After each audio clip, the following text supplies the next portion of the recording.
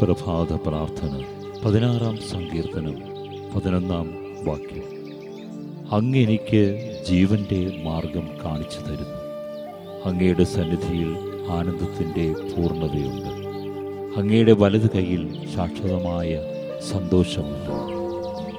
എന്നെ സ്നേഹിക്കുന്ന, എന്നെ ഇഷ്ടപ്പെടുന്ന, എന്നെ അനുഗ്രഹിക്കാനായി ഒരു പുതിയ പ്രഭാതം നൽകി എന്നെ അനുഗ്രഹിച്ചുകൊണ്ടിരിക്കുന്ന സർവശക്തനായ കർത്താവേ, അങ്ങേ സ്തുതിയും ആരാധനയും മഹത്വവും ഉണ്ടാകട്ടെ. അങ്ങ് ദാനമായി തന്ന ഈ ദിനം എൻ്റെ ജീവൻ്റെ നിത്യജീവൻ്റെ മാർഗമായി തീരുന്നതിന് എന്നെ അനുഗ്രഹിക്കുന്ന കർത്താവേ, 1000 നന്ദി. ശാശ്വതമായ സന്തോഷം അനുഭവിക്കുന്ന, പങ്കുവയ്ക്കുന്ന അങ്ങേ ദാസരുടെ ശബ്ദം കേൾക്കണമേ.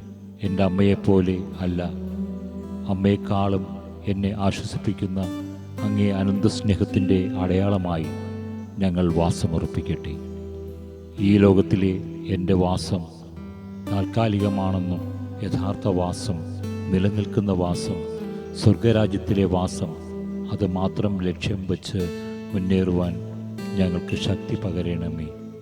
ആ ശക്തിയിൽ ആശ്രയിച്ച് മുന്നേറി ധീരയോദ്ധാവായി യേശുവിൻ്റെ പടയാളിയായി തീരുവാൻ എന്നെ അനുഗ്രഹിച്ച് ആശീർവദിക്കണമേ. ആമേൻ.